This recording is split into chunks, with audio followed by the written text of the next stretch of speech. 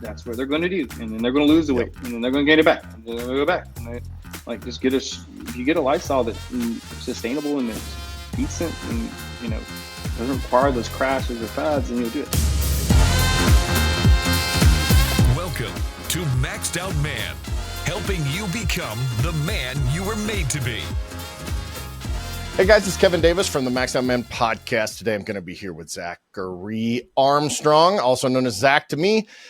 Zach is doing some training for me, and so I wanted to bring him on, talk about fitness, health, training, my program. We're going to do a 12-week thing here, so I wanted to go through that. Before we get started, don't forget to go to maxedoutman.com, check out some of the challenges we've got going on, courses, communities, everything we have to offer. Also, if you like this podcast, go ahead and rate and review. That really helps us out to get more people listening and get this information out there. So I'm going to give Zach's quick and extensive bio in this couple of paragraphs, which he sent this to me yesterday. I was like, holy crap, this is awesome.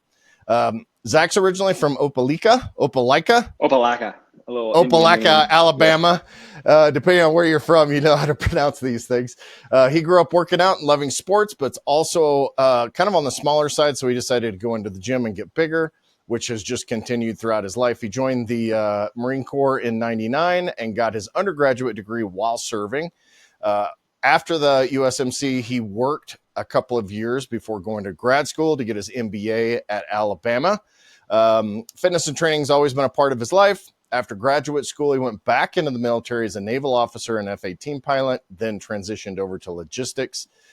Zach's about to retire from the Navy and has transitioned into full-time training now, which I think is a super cool career path, right? Like that's something that you don't often see. And I think it's awesome to be able to see someone kind of transition throughout their life and use, I assume that's GI Bill, in order to go through those education things, or working while you were doing that, which is also impressive. So, hey, fill in as much information as you want. Thanks for coming on board. That's kind of your basic story, but if you want to fill in information on kind of how you got here, what you're transitioning into this personal training thing is, and how that's going to look moving forward. Yeah, so the transition standpoint wasn't done on purpose. I mean, that was a pretty good snapshot of like how I've come along. Definitely working out was, I was just a smaller frame. I was the youngest person in my grade. I kind of started early school. So I graduated at 17. So because of that, especially in the younger group, when I was younger, I was always smaller, right? And so that thing of wanting to get bigger, stronger became part of the life. And what happened is I just started, my garage is my gym, right? And, I can show it here for anybody who's watching. And from there, like a neighbor asked me if I would train them. And initially I put it off. And then I gave in, and then she said, hey, there's some other people interested. And I said, okay. And then started training them. And then one of them was like, hey, I have another friend, but they don't live here. Do you think you could train them online? I was like, I don't know. Maybe. Let me try. And so then I tried. And, I've been training people my whole life. Like, even growing up, once I started figuring out how to work out, it'd been part of my life in college and Marine Corps, and then in the Navy, it's been part of my life training people, but, never like as a job. And then when I started the online thing, a couple other friends started to ask too, from posting things, right? And so, and once that happened, I found that I liked it more than I thought. And the reason is probably not what people would think the reason is because I got to help people. And it was strange, right? It's great if I get somebody who's in shape, who just wants, who's in, who's like 5 pounds away from a six pack, right? Those are great. Those are fun. Those are usually easier to work with. But, when I get somebody who's like pre-diabetic, 48 years old, 270, 80 pounds, and then they start working out, and then 6 weeks later, now they're 248 pounds, and they're waking up at 4 o'clock in the morning, and mentally they've changed in the way their life's being, the directory of it has changed, and to have that influence and effect on somebody, I can't tell you for me how rewarding that is. And that rewarding nature of doing this has like tenfold been more important to me than anything or any other aspect of it. And I genuinely really love it. Well, and I could tell that, just as a side note, or not really as a side note, that's one of the purposes of this episode. We're going to do 2 episodes. Zach and I are working together. And by working together, I mean, he's programming me and I'm doing workouts, nutrition. He's been encouraging me. And so what I'm going to do over the next 12 week is work my ass off, follow everything he's doing. And, I'm trying to drop what I think we figured about almost 20 pounds, 17 pounds of fat. Probably. I went through kind of a bulking season, as I called it, which means I ate a bunch of crap I wasn't supposed to. And effectively that was it. You can't outwork your food. Right. And that Yeah. was a good example of mine. And what I've discovered over the last couple of weeks that we've been doing this is, dude, I was a lazy piece of crap when it came to the gym. And like your workouts have been kicking my ass, which I think has been amazing and fantastic. And I feel better than I have in the last year in the gym, and worse, depending on how you look at it and what time of the workout it is. But I will say that it's evident to me that care and understanding and like genuine desire to help someone meet their goals. And it's something that I see that you're doing that I don't see out there. A lot of people do the cookie cutter programs and all that. And I want, first of all, I want to talk about like, as we've transitioned more since COVID into the telehealth and all that kind of stuff, we have greater tools to be able to do this. But how does that differentiate between you working with someone online versus like I talked about when I was training 20 years ago, 25 years ago, it was 13 clients a day. I saw them 3 times a week, but that was it, right? Like they just came in and I encouraged them to get more reps and all that, but that was it. Like it wasn't the level of training that you're doing. But how's that look between being in a gym, walking people through it, and then doing it online? So, it's hard for somebody to believe until they actually do it. But I see better results with the people I train online. I do a few people in person, and it's not even close. It's not even close to the results I see online via in person. Because in person, like you said, I see them for that hour that they're here, and I'm not downplaying anybody personal training in person because some people like that touch point, that that connection. But I'm just being honest when I say this. You're basically paying for a glorified spotter, right? Somebody to sit there and Yeah. spot you and point out what to work out, what not to, right? And, there is some truth behind learning form or somebody checking your form and stuff. But once you get past those basics, really you're just having somebody there as a spotter to a certain extent. Yeah, a very expensive spotter, right? Very expensive, right? And I live in San Diego, and training here, 1 hour training, ranges anywhere from low end 65, 80-ish dollars to high end $150, $200 an hour. That's pretty significant, right? When you talk about it. And then that's usually all you get is that. And then where I do on the online approach is not only do I give you a training program, like there's a video attached with each workout. And so you're able to see the correct form. You're able to see what you're supposed to do. And then you're able to log it, and I'm able to watch it and see what you're doing. And then on top of it, I'm a certified nutritionist too. And from there, I'm able to create a meal plan, and that meal plan is extensive. It's a database of over 1,000 meals that you can reach into. And so now you're inputting your food, you're inputting your workouts, and then daily habits you form. And then again, you brushed on it, but where I've noticed I differentiate from a lot of other people, and I've kind of figured this out pretty quickly, is I have a lot of touch points with every person every day. And what I mean by that is, I usually talk to anybody, most people 6 to 20 times a day. And that is like from what they ate that day to what their workout was, or, I send a daily affirmation, or I send a video every day, once a week, a motivational video. And what I've found is that there's something you gain, not just from inputting the food. You start learning the input. It was without fail, everybody learns like, oh man, this is what I was supposed to be doing with food. Like I thought I was eating healthy. You always use the example, hey, I thought I was eating avocados that were healthy. Yeah, they are healthy, but if I eat two of them, there's 800 calories, right? Because there's so much fat. Um, and it's not to downplay that, yeah, that's good fat, but yeah, that's calorically dense, right? And so you start learning those things. But what it also does is when I'm doing online, the people, there's still that little self motivation into it, right? And so it's not just me going, hey, go do this, or like, oh, that dude's there at 8 o'clock in the morning, so I got to be there. At some point, you start doing it yourself. And what's beautiful, and I touched on it earlier about people changing their lives, they start changing their lifestyle. And once you start changing your lifestyle, you become a different person. And when you become that different person, you feel better mentally. And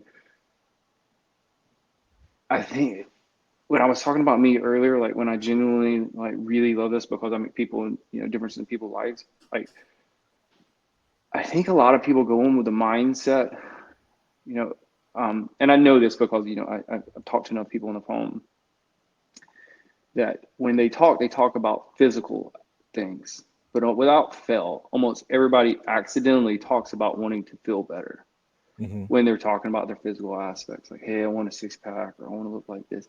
But then they'll say like, yeah, I just want to feel better. But when they say that, they're not talking about physically feel better. They are a little bit, right? They are. But what they really mean is, I want to feel good about myself again. I don't feel good Mhm. about myself. I'm lacking confidence. And it doesn't matter if you're a man or a woman, right? It doesn't.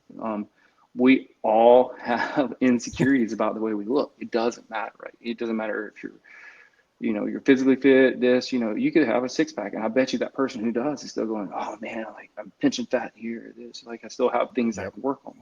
We all have those insecurities. Um, but the confidence you get when you do like the online version is that self-motivation that you still have to go yourself, right? You know that there's that watchful eye, but then you start learning stuff and you start doing it and you start changing the lifestyle. When you start changing it, you slowly really don't realize it, but you will start feeling better about yourself and more confident in who you are. And we all feel this way at some point. Sometimes we don't always like ourselves, and when we get better physically and mentally, we start liking ourselves more. And that's stuff that the money can't buy, right? Because you Yeah. can't buy your way into that. You can't, right? Like there's certain Yeah. things in life you can't buy. You can be the richest person in the world and you won't be happy with yourself or how you feel. And that's when I say I can help give people something they can't buy. That's a true statement. Yeah. It's really interesting because that's actually something that I would have, now that you say it is super obvious, but I never would have understood. I never really thought about when you're doing things online, then you have a certain culpability and a certain responsibility as the person doing it that is rewarding in and of itself, knowing that you did it. I posted on Friday, it was like 6:20. I posted a video saying this is why you need accountabilities, because like it was the end of the week. I was freaking tired. I didn't want to do my workout, but I went down and did my workout because I knew I need to log this for Zach. But in reality, I needed to log that for myself. And there's a certain aspect of that even as a guy that has worked out forever, right? Like it's just, this has been my life. I need that motivation, but it also is rewarding to me internally to say, look, I got up off my ass after working all week and I still went down and I did this. Yeah, there was a motivation to have to put that in and show Zach that I did it. But that's a huge component for me too. Yeah. And, um, it happens. And that change is a funny thing, right? It happens so slow and so fast at the same time. It happens slow enough for us that we don't realize it's happening, but it's happening Mhm. pretty fast in like the general time set. But in our head, it's happening such at a slow time. But by the time we realize that the change has happened, we're a different person. Like, one of my clients, like, I've touched on him earlier, was, drinking, most days. He didn't have an issue or anything. He just did it to relax, right? And, he's pre-diabetic. He's 48, serious weight gain over the years and hadn't worked out in long years. And now he gets up every morning at 4 o'clock in the morning to go work out. And he can't wait to go. Mm. Like, who is that person? Like now in their first 6 weeks, they lost 23 pounds, just changing their lives, and like went from 272 to 248. So 24 pounds, just a matter of 6, 7 weeks. I think it was right at 43 days, 44 days. But the whole mindset, right? It's great. Yeah, sure. 20 pounds. That's great. That's really good, right? Because he had health issues and he's still going through them. He's still improving it. But to hear excitement, like, Mm-hmm. and it's funny, like it's hard to explain. Like, I have so many touch points with a person on a daily basis that I can tell when something's off from a text. It sounds Mm-hmm. crazy, but I really can. Like if somebody's like not texting or not logging the food a certain way, like I can tell one client, like, hey man, what's going on? Like something seems off. And like, oh yeah, my dad actually got diagnosed with something, so I haven't been doing it. It sounds weird, but like that's how personal it gets, because I can just tell from like, talking so much every day. And you can hear excitement through a text. I know Mm-hmm. it sounds stupid to say that. It sounds stupid for me to say it out loud, but you can tell, right? When somebody's excited, when they're like, you see that message come across like 4 a.m. like I can't wait to get to the gym. Like, they're texting me that before they go to the gym, right? Like, Yeah. that's genuine excitement. Like I can't like hear them say it, but I can feel it. I don't know how to Mm-hmm. explain it, but I can. Yeah. Yeah, that excitement comes through. I mean, the other day I texted you or messaged you and I was like, dude, I both hate you and love you at the same time right now. Cause That's common. That's very common. I have a friend I train, and he's like, he messaged me yesterday because I changed up his program, and he goes, I thought we were friends. And I said, yeah, we're the kind of friends that laugh at each other when we get hurt, though. So yeah, that's right. When you trip and fall over, but it's that yeah, personal approach. Cause it's, so often you would think that, all right, well, this is virtual programming. Zach's just going to throw, 3 sets of 8 times this many exercises and all that. And it's just not the case. Like you're able to really train someone and then pick up on the changes. Like it's been funny because you've given me a bunch of new workouts that I haven't done and exercise. Like I said, I've been exercising forever. My degree's in exercise physiology, and still I'm like, dude, I can't believe I've never done this exercise. And so I've been playing like, okay, well, how much weight do I do for this many sets and all that? And then I'll get to the number of reps, and you've been giving me a hard time because you're like, not a hard time, but you've been encouraging me saying, dude, I don't want to see you do 10, 10, 20. I want to see you do 10, 9, 17, because that yep. means you got to failure, right? And so now every time I pick a weight, I'm like, damn it, I'm going to get all the way to 20. And so then I know I have to like put that in, and you're going to give me, but it's that personal touch and that personal programming that makes a big difference. But to your credit, that excitement, and for me, like I am working so hard. Like I joked with my wife who's training with your wife actually, which is really super cool. But I was like, what is this stuff on my forehead? This like drippy stuff. I don't understand what's happening to my body. Yeah. Because I'm sweating my ass off and I haven't been working hard enough to do that. And you're not even here. It's not like you're here encouraging me and pushing me that hard right here. Yeah, but it's that discreet encouragement, or that like that hidden thing, right? Yeah. It's like because I do think it's part of it, right? For that personal touch. It's almost a friend-like approach, like, or I don't want to disappoint. Like I want to do Yep. it this way. Or I want to prove that I can do this. And then it goes back to just what I talked about earlier about, where you talk about culpability, like it adds to that, right? Like, hey, it's not only that I want to go and do it, like, but then it becomes a game within yourself, Mm-hmm. with Yeah. me involved in it, right? But at some point it's you versus you, and I'm just there Yeah. to watch the game, right? Yeah. And be the coach, which is Right. what your role Yeah. is, right? And coach me along. And what's the difference when you program someone?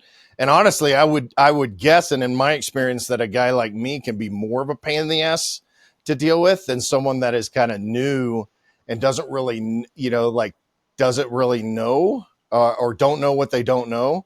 you get someone that's worked out, and I'm not this way, but I would assume that some of the people that are more experienced would be like, I don't want to do that. What does Zach know? All that stuff versus someone that's new. Do you see a difference between those two types of people? Um, no, not. I haven't had anybody who really hasn't given me much grief over workouts. Unless it's just an injury thing, which Mm, I tell everybody, if you have a sharp pain, always stop. Uh, no, it's about the same actually. Like it's just mm, different questions. yeah. Like no matter what, when somebody starts off, no matter who they are, I get pinged with a bunch of questions, which I love. Yeah. But it's just different. Yeah. Different questions, like Yeah. different ways of approaching it. Like if somebody has more knowledge base and their questions are more specific, whereas somebody who is just starting out might be more of, wave top, right? More of like bigger picture, like what is the idea behind it? I have some people who, there's this one guy that I'm training now who he only wants to come on for 2 months, and like he's upfront with it, like because he has a goal that he wants to achieve, and then he's going traveling, so he won't be able to continue, or at least that's what he says at this moment. Um, and so with him, like he not only wants to learn, he wants to understand the science behind it. Like, hey, what's Mm, this? What is VO2 max? What is like, why is the fat percentages here? Or why is, my nutrition need to be, my macros need to be this? And so, I don't have many of those people who want to know all that, but he's one of them. So it does vary. His knowledge base is pretty high. So like yours, he probably has more specific questions.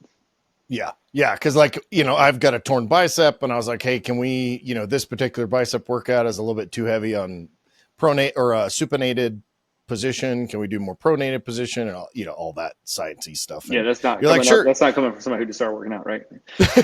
Yeah. That question ain't Not flying usually, out. not usually. It's like, hey, can we do more brachialis work right here on Yeah, on these, right? that was So, the first. When I got that, I was like, oh, I haven't seen that before. well, cause I'm dumb and didn't have my bicep fixed. Yeah. But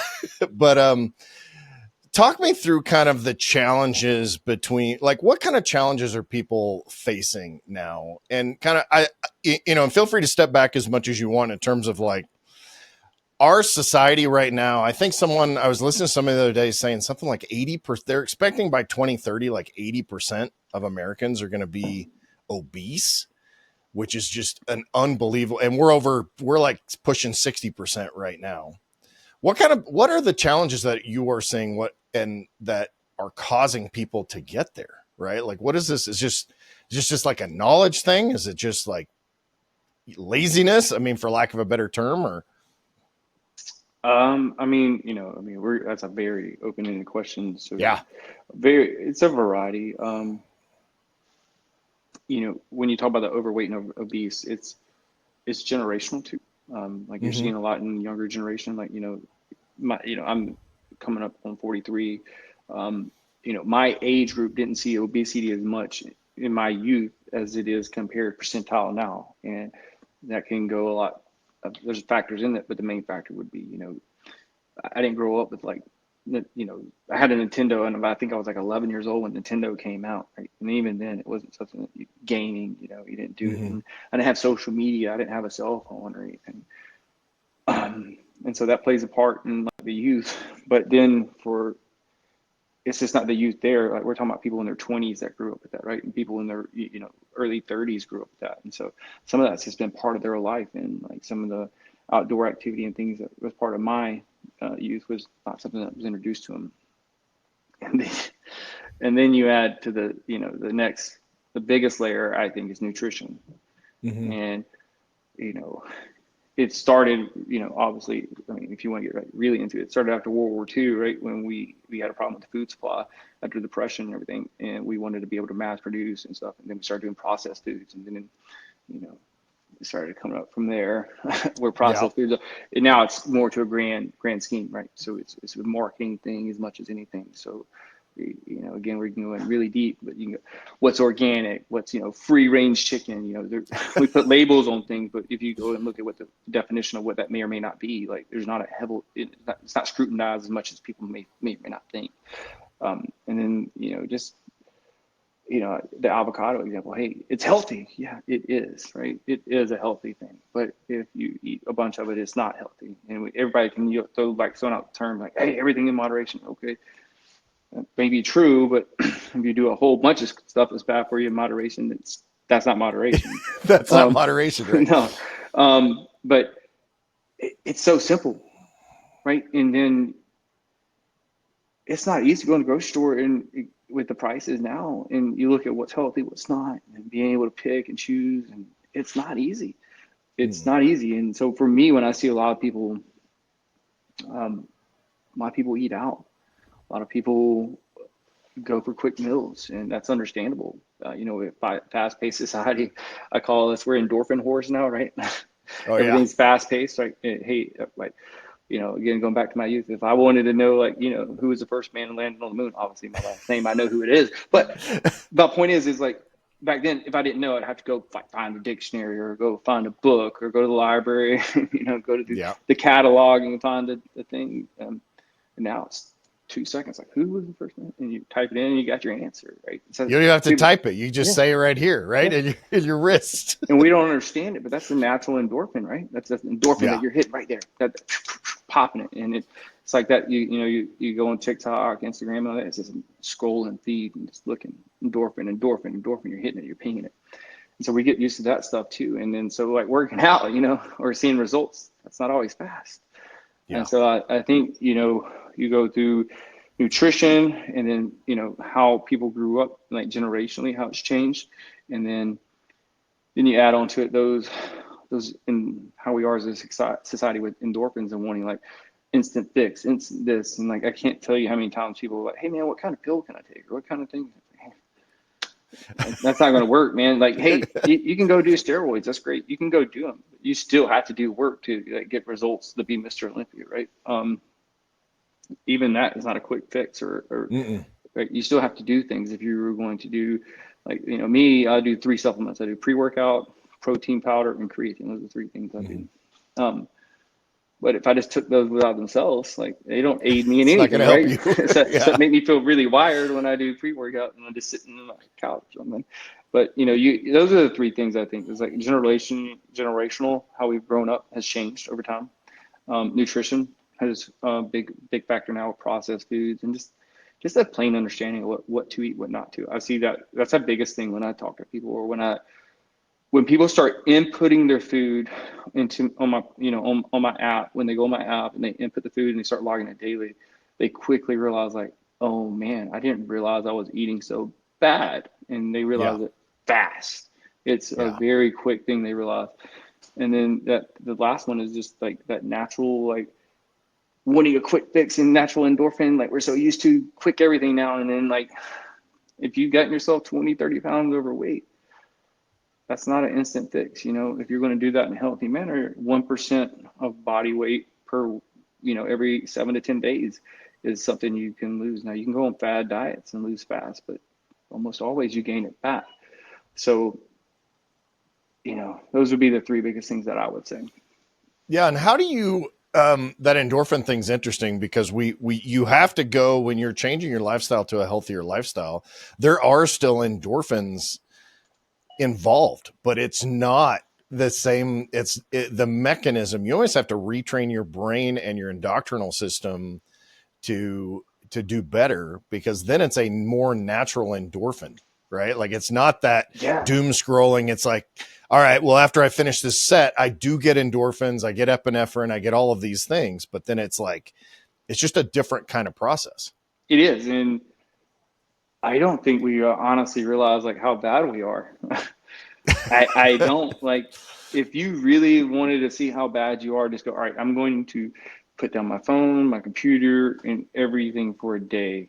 And then to see like how bad you're itching. It's like you're almost an addict. Like a heroin addict. Like, I need to check my phone. Like, in reality, like, I do it too. I'm not, I set my phone down like, oh man, I wonder if somebody texted me, or if I need to check this, or I need to, and then it starts playing in your mind. Like, I got to, but you really don't, because where do you go check it in 10 minutes, or like at that moment, it doesn't change a whole lot unless there's an emergency, but that's very few far in between, right? Yeah, and I think for us, people like us that do our, business online, we do our business on our phones and all that, then that becomes an Oh excuse. yeah, for me it's hard. Yeah, That yeah, that intermixes in my personal life. yeah. All So the then time it's hard.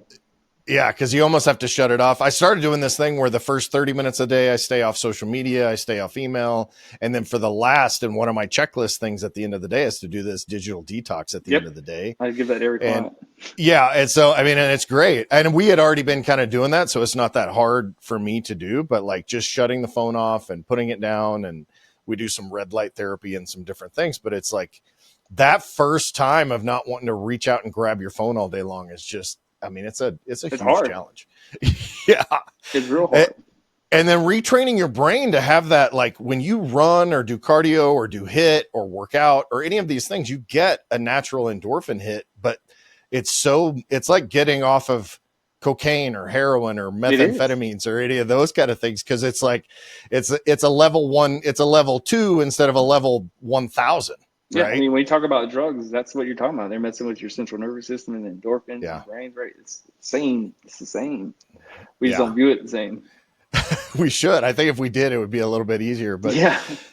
for all of us, how do we, so if you got someone, we got a lot of people listening, obviously by just statistically, we've got 50% of the people listening to this podcast are going to be struggling with their weight, either really overweight, obese, or whatever. What's kind of, how do we encourage them to like shop better, eat better, start the workout process? Obviously get a coach is a huge one. And but like even just getting started, get off your couch, buy better food. How do you encourage people to do that?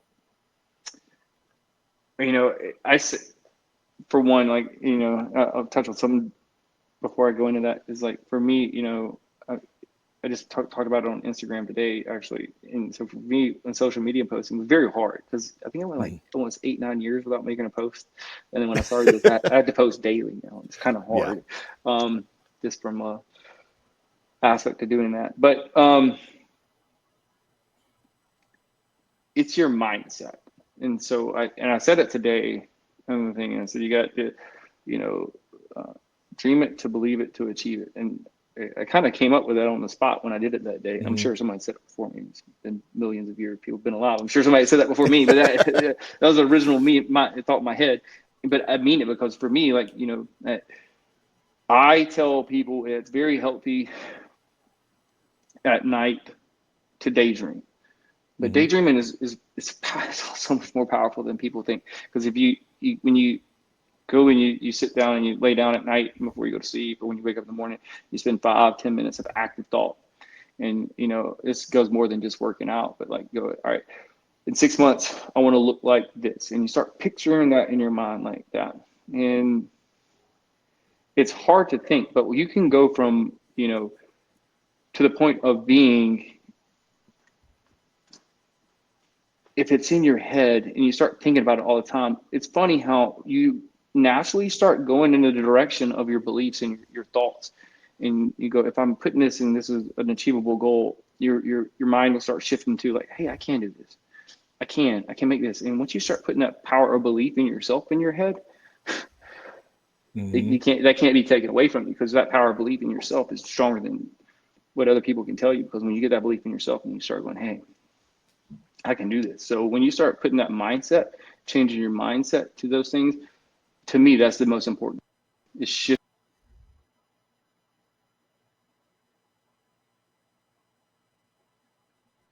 Sorry, once you shift your mind, you can go into making those goals achievable. And then after that, right, then it's just taking the steps. Taking those little steps that you need to take. Like, hey, if you don't work out at home, getting a gym membership, and then or getting a coach.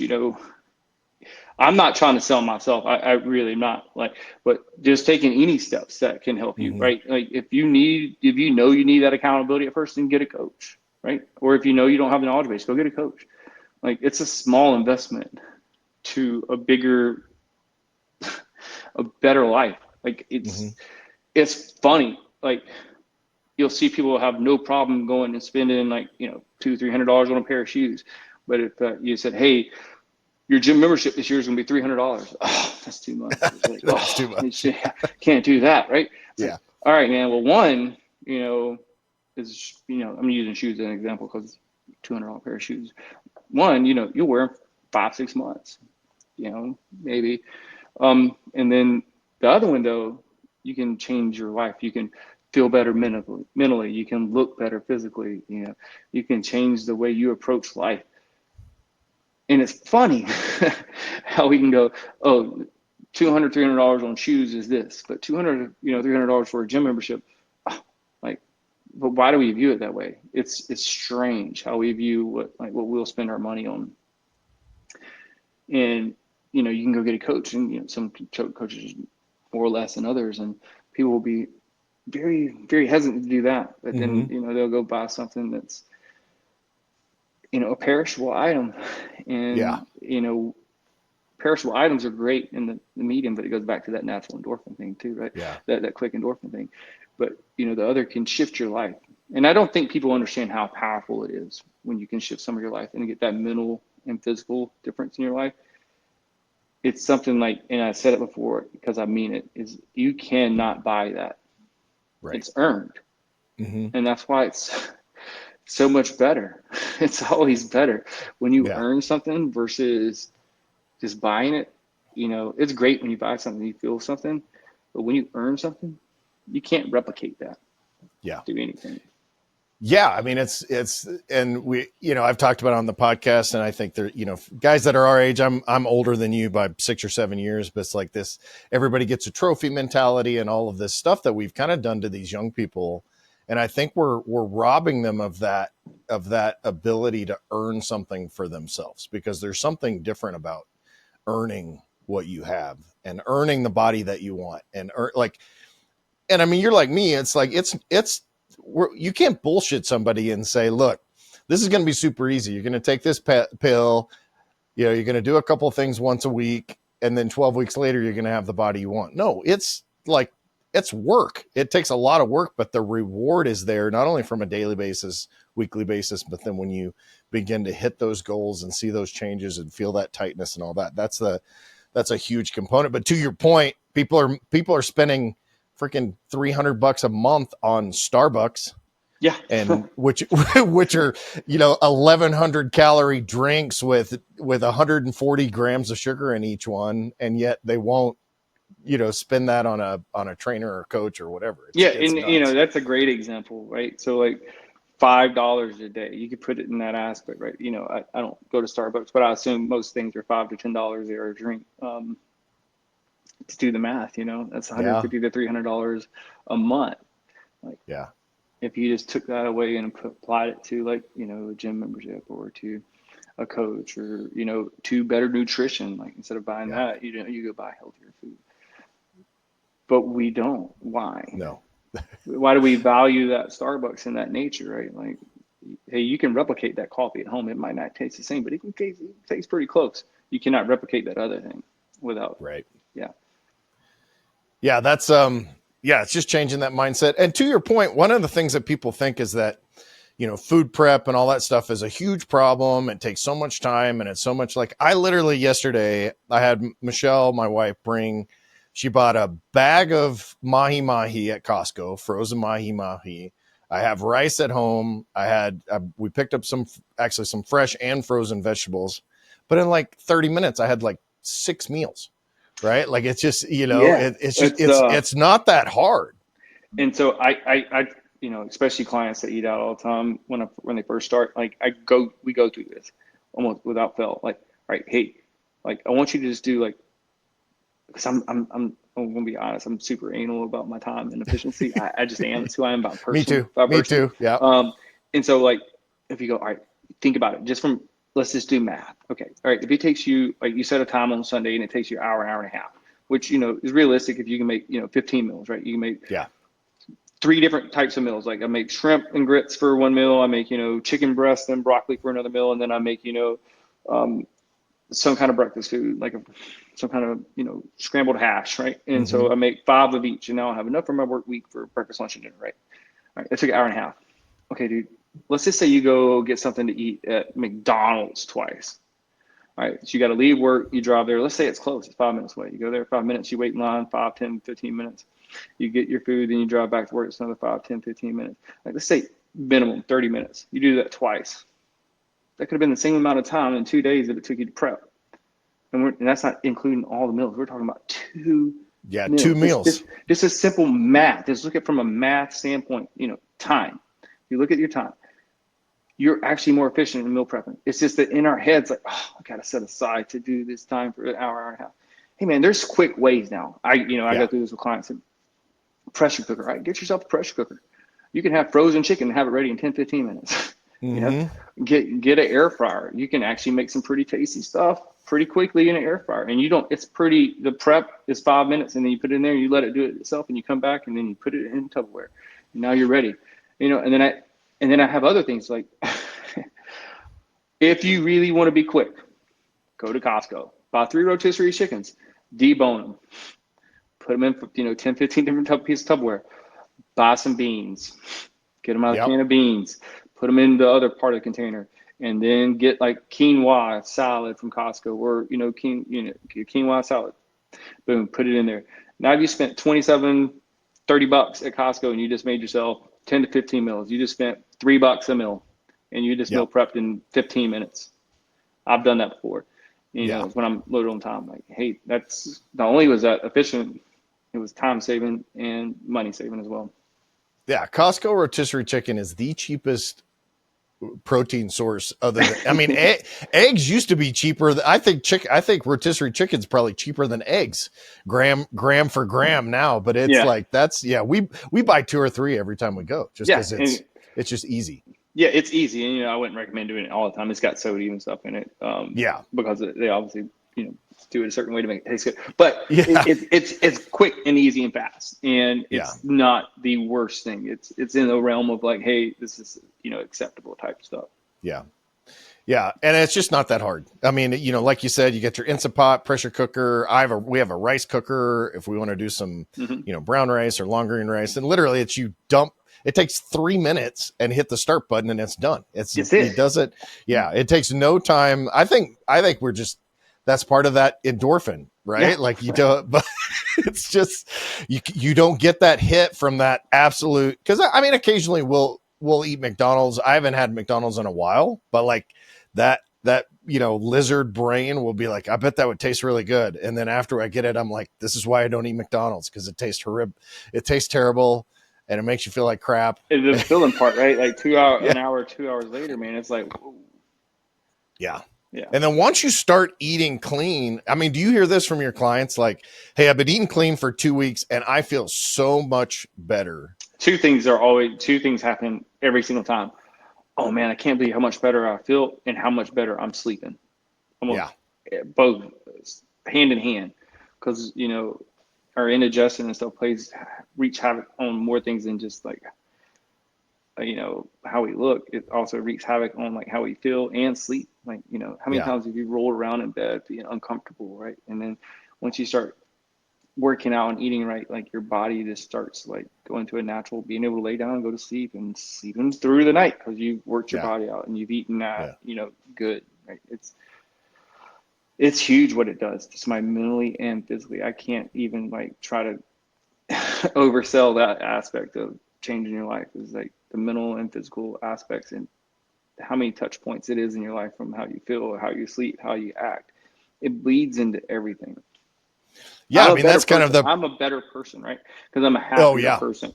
Yeah. And it's not because like, I was born this way or like trial and error through anything in life, but the better I feel about myself, the natural more positivity that I put out without even trying, it just, ekes out of anybody who's doing that.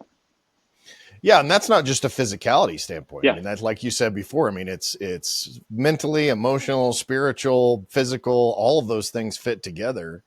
And to be able to have that, and, because a lot of times they're like, well, if I look like Jack and had his 8-pack and all that stuff, I'd feel better about myself. Right. Obviously you've put the work in to get there. but it's like I can feel better about myself because I'm doing the work. And like a lot of times, like if I'm a little heavier, or like, carry a pair of dumbbells up a set of stairs, right, that are 50 pounds. And I think to myself, which I don't do that often, but anything heavy, as an example. And I'm like, there are people walking around with more fat on their body than I am carrying up these stairs right now. Do they know how bad this feels? Like I always wonder that. Or if I have a week where I've traveled and I've just eat like crap because I'm just lazy or whatever, I'm like, is this what people feel like all the time? Yeah. And, And so you touched on the subject that, I deal with clients too. And, I deal with through talking with people too, not just clients, but how many people out there have knee and lower back problems and stuff from carrying extra weight? A lot, right? yeah, So it doesn't just make you feel better, worse mentally, the physical standpoint, just from not just feeling bad. We're talking about like actual like aches and pains now from like knee, joint, back pains because your body's not meant to carry, that much excess weight. Right? Some of us are built differently. I tell people that all the time too when we start off. I'm very realistic. Like, hey, dude, you're built like this, or hey, if I'm working with a woman, you're built like this, because everybody has an without fail. Women are worse than men about this, but whatever they are built like, they want to be the exact opposite for whatever reason. right. I don't know, like they got an athletic woman who's just naturally like going to have more muscle tone, muscular legs. What does she want to be? As skinny as can be. Like, hey, that's probably not going to happen for you. I'm just being honest with you. Yeah. Or it.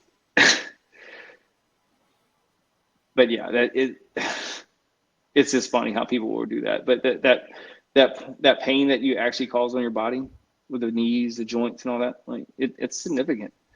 Like if you're 5'9", 5'10", 6-foot person and you're carrying excess of 100 pounds, think about that every step you take. 100 pounds, right? Yeah. You're putting on those joints that shouldn't be there, and that adds up fast. That's another thing. Do the math. 100 pounds overweight each step. 100 pounds. Yeah, that's and I think for the most part people don't. It has been, when you get to that point, it's been so long since you have felt normal that you don't even you kind of like, oh well, I don't feel that great. But I don't think most people realize what it would be like to get back healthier, drop the weight, get some muscle mass back again. Yeah, so it's daunting for people, right? Oh man, that's not achievable. Or they'll look at, like you said, hey, they look at, someone that's built like her in the current shape I'm in and go, oh, I'll never be like that. You may not be. I can't answer that. What I can tell you is that you can be better. You can start. Mm-hmm. You can start. Like, I can't tell you how many people that have come in and within 4 to 6 weeks have lost 20, 30 pounds. And I'm not starving them.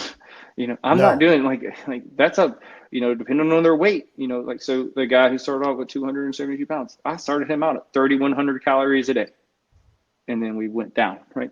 Yeah. But it's a sustainable lifestyle. It is something that, like, hey, it's not a fad. Like, we're just shifting the way you're actually supposed to do it. And when you start that shift, it comes off fast, and it's not even, it's amazing. And then another thing is, as we age, we start losing, bone density and our muscles. It's just a natural progression of how we're built as humans. Well, if you're not working out, like physical shape, strength training, then you're just aiding in your aging, right? And we're definitely against aging in our country and as our generation. Our generation's that part. Like, that's part of our generation. We don't want to get old.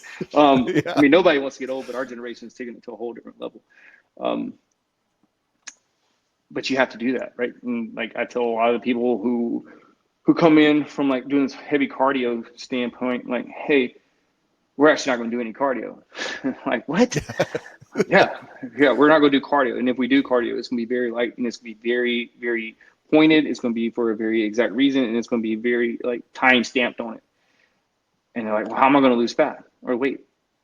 And it's like they don't believe me. But then when we do it and they lose it, like I had this guy who's like, we're not doing any cardio. No. Like, well, how am I going to lose weight? Just watch. And in 6 weeks, he went from like 238 to 222. And he's a 6'2", so he's not a small man. So like that weight was pretty significant, and it was like with almost no cardio. How's that happening? Well, you're paying attention to what you're eating and you're working out, and you burn more fat when you work out from percentage wise than you do with cardio.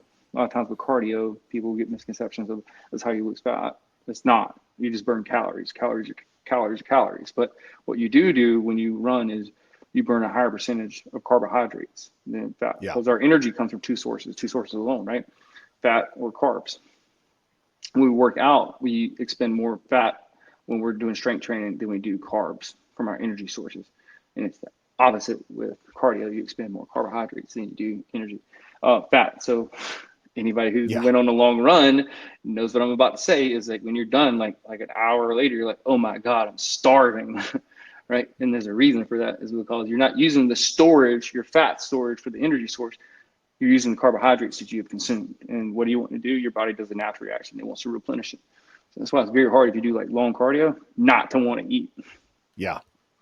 Yeah, the fattest we've ever been, Michelle and I both, were when we were training. We did a bunch of half marathons with 13.1 miles and a couple of marathons, right? So we're running for 2+ hours a day on as you get through that training, and like, great, we're fatter than we were when we started because It's of crazy. that. Yeah, very thing. And dude, I used to watch 2 movies because we're in Montana.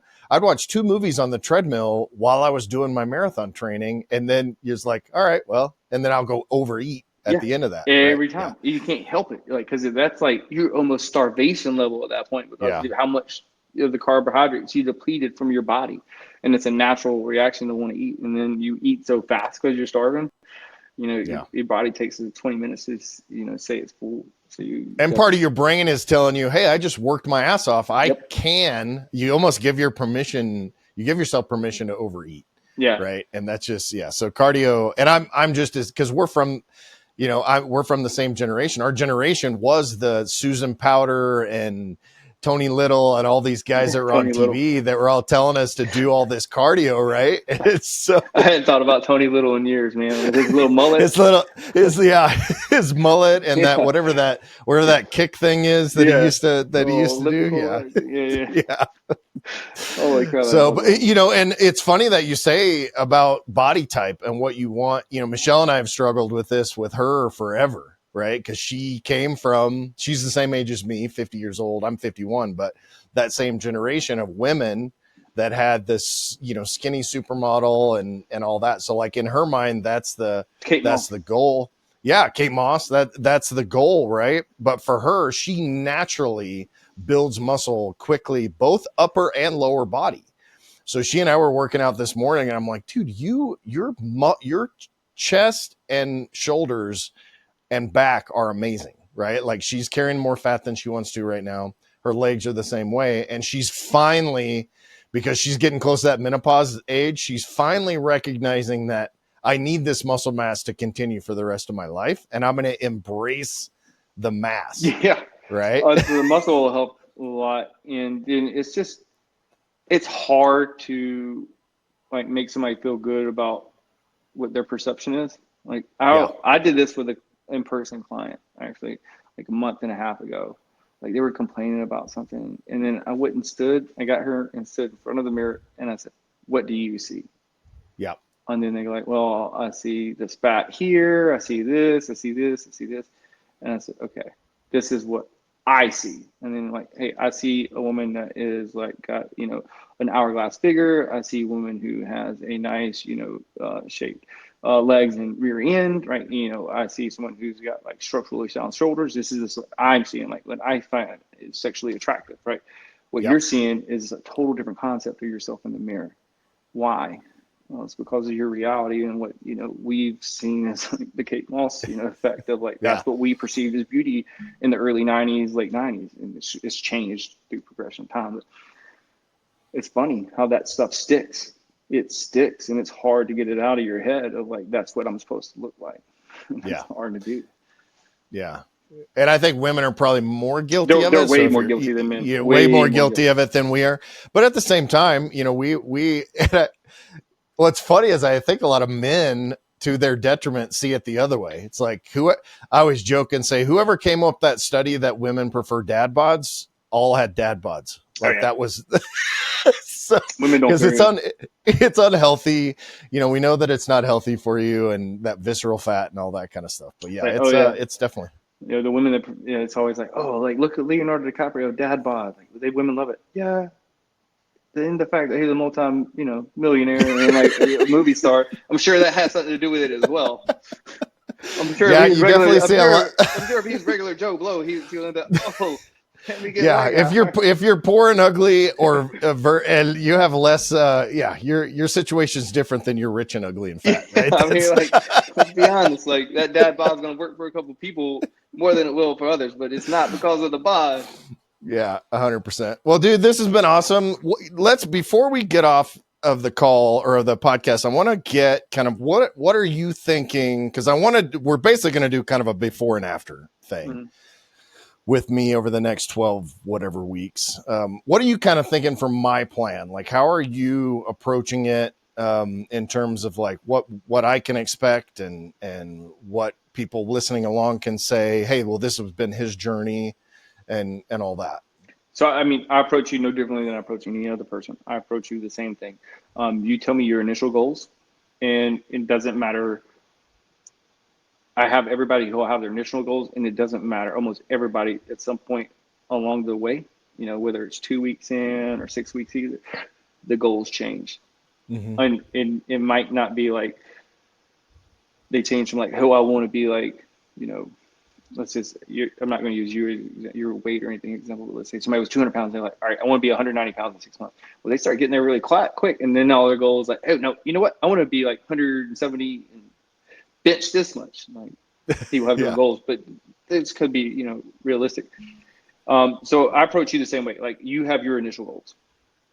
Yours is centered around body composition more than anything else, right? And I actually think that's more important than the scale. I would tell anybody that's out there listening, hey, your body composition is way more important than the scale, because I can be 200 pounds and look one way, and I can be 200 pounds and look a whole lot different, right? So there's different ways. The scale is not a very good indication. And I could be 200 pounds this morning, and I could probably be 208 or 209 by the end of the day, and vice versa if I want to, right? Water weight easily. Yeah.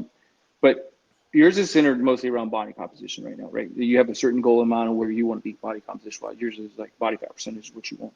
And so what my goal is with you, and I'll approach it just the same way as anybody else. Like, hey, we set our initial, I'll call them boundaries, right? Like, hey, we put this many, your caloric intake is this. We have your workouts is this. And then, we monitor it. And then 2 weeks from now, depending on like, hey, your trajectory here, left, right, overall center, like, all right, then we'll shift it and we'll change it. But I shift everything based off the client's goals. Always. If their goals shift, cool. Then we're going to shift the way we're approaching it. But your goals are right now in mind. I think what I initially laid out will work, but that doesn't mean it will. I don't physically know your body. Right. You could start eating something, or like this caloric intake could have been too much, or it could be too little. You could start losing weight rapidly or gaining weight, and then we change it. So just like you, I take the approach with every single client.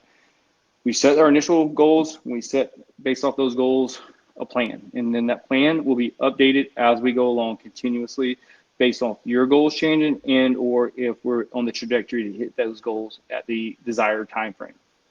Realistic goals. Yeah. Right. Yeah. That's a very important thing to put, is realistic, because I haven't had anybody come in with unrealistic goals, but there are people that I've gotten on the phone with like, oh yeah, I want to look like this and this. Okay. Then that's a year. Or that's 6 months, got to be realistic. Because if you tell, and I don't like that too, like there's a lot of people, and I don't try to talk bad about any other person. But there's a lot of people out in this, I'll call it this space, the personal training space, that like promise like, oh, you can eat this or this, you can do all this. Like there's not a lot of truth. There's a lot of non-truths out there. Oh, and I think, I forget which guy it is, the V-Shred guy, right? Like, oh, you can eat pizza, you can do all this.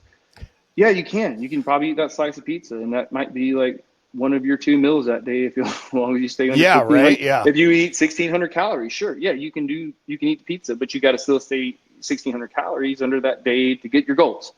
1,600 calories are pretty light, but you get my point, right? He's not selling that, hey, he's still operating at a caloric deficiency. He's trying to sell that, hey, I'm eating pizza.